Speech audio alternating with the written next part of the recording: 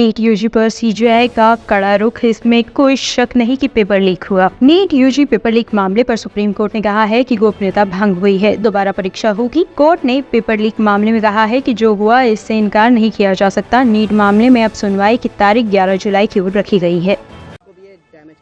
नहीं, कोर्ट ने हियरिंग के दौरान इस चीज़ को माना कि इसमें तो कहीं कोई डाउट नहीं है कि पेपर लीक नहीं हुआ है। इस पर यूनियन ऑफ इंडिया की तरफ से थोड़ा इतराज़ था, पर कोर्ट ने कहा कि ये तो वेल नोन फैक्ट है कि जो पेपर लीक हुआ है, और अगर पेपर लीक हुआ है तो सिर्फ ये देखना है कि उसका इफेक्ट कहाँ तक पहुँचा गया है, क्या दोबारा रीटेस्ट की ज़रूरत है, या कुछ बच्चों का अगर आइडेंटिफाई कर पाए तो कुछ लोगों का एक लिमिटेड लेवल पर टेस्ट कराया जा सके। जैसे कि सुप्रीम कोर्ट ने आज हियरिंग के दौरान बहुत सारे सवाल उठाए, उस सवालों को मद्देनजर रखते आपका क्या उम्मीद है? अब सुप्रीम कोर्ट से क्या हो सकता है टेस्ट हो? क्या कुछ उम्मीद है? नहीं, अभी तो जब तक ये सारा डाटा ना आ जाए, क्योंकि कोर्ट अभी ये सारी चीज़ें जानना चाह रहा है कि क्या क्या इश्यूज हैं, क्या इन्वेस्टिगेशन हुई है, कब पेपर लीक हुआ है, उस पेपर लीक में वो पेपर लीक कितने बड़े पैमाने पर फैला है, तो इन सब चीज़ों को देखने के बाद ही कोर्ट फर्दर अपना कोई एक्शन लेगी। पंचकुला में बड़ा हादसा, तेज रफ्तार रोडवेज बस पलटी, 40 से ज्यादा स्कूली बच्चे घायल। हरियाणा की पंचकुला में सोमवार सुबह बड़ा हादसा हो गया है। एक तेज रफ्तार रोडवेज बस नियंत्रण खोने से पलट गई और इस हादसे में 40 से ज्यादा स्कूली बच्चे घायल हो गए हैं। वहीं एक महिला भी गंभीर रूप से घायल है। सभी चोटिल लोगों को पिंजौर के अस्पताल में पंचकुला के सेक्टर 6 नागरिक अस्पताल में भर्ती कराया गया है, जहाँ सबका इलाज चल रहा है। मात्रा पे सवार थी, स्कूली बच्चे भी थे जो वहाँ ढगरू खुले वहाँ जाते हैं, और जो ये बस है ये पलटी है मोड़ पे। अभी उसके कारण क्या रहे हैं उसकी जांच जो है पुलिस कर रही है। कारण अभी तो मेन जो हमारा फोकस है रेस्क्यू पे था।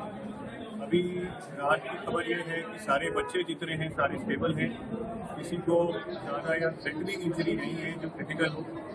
हमारे यहाँ पे सिविल अस्पताल के अंदर ही लगभग 30 बच्चे लाए जा चुके हैं, बाकी पिंजौर में ही ऑब्जर्वेशन पे है।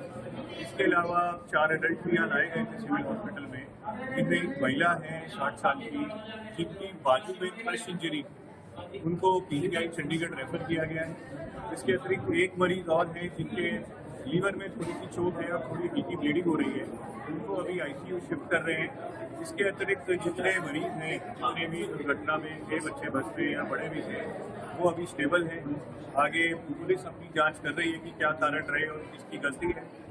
गाजीपुर में ट्रिपल मर्डर से हड़कंप, सोते समय पति पत्नी और बेटे की गला रेत कर हत्या। यूपी के गाजीपुर में ट्रिपल मर्डर से सनसनी फैल गई है। धारदार हथियार से गला रेत कर एक ही परिवार के 3 लोगों की हत्या कर दी गई है। मृतकों में पति, पत्नी और उनका 20 वर्षीय बेटा शामिल है। सूचना पाकर मौके पे पहुंची पुलिस ने शवों को कब्जे में लेकर पोस्टमार्टम के लिए भेज दिया है। फिलहाल जाँच पड़ताल की जा रही है। सर, नंदगंज थाना क्षेत्र के खिलवा गाँव में कुसुम्भी कला पड़ता है, जो 3 लोगों की हत्या कर दी गई है। सर, क्या है पूरा मामला? रात में करीब 2 बजे के करीब डीसीआर को सूचना मिली थी कि कुसमी कला गांव का जो मौजा है हिलवा, उसमें 3 लोगों की गला रेत के हत्या कर दी गई है।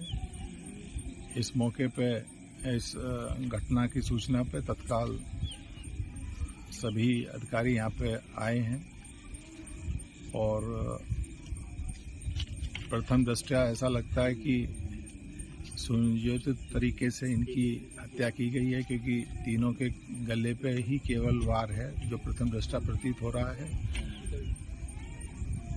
मृतक के परिवार में 4 लोग थे, 2 बेटे और दंपति, जिसमें दंपति और उनके बड़े बेटे की हत्या की गई है। छोटा बेटा जो अभी थोड़ा सा सही स्थिति में नहीं है, लेकिन है 14-15 साल का है, जिसके द्वारा बताया गया है कि गांव में ही कहीं कोई नाच हो रहा था किसी कार्यक्रम में, वहां से वापस आया करीब 1:30-2 बजे, तब उसके द्वारा देखा गया है, तब ये सूचना दी गई है। यहाँ पे अभी टीमों का गठन कर दिया गया है, जानकारी की जा रही है और प्रयास है कि शीघ्र इसका खुलासा होगा। डेड बॉडी मॉर्चरी चली गई है। अभी फिलहाल कोई यहाँ पे कोई ऐसी कानून व्यवस्था की स्थिति विपरीत नहीं है। धन्यवाद। ब्यूरो रिपोर्ट, टीम तफ्तीश न्यूज़।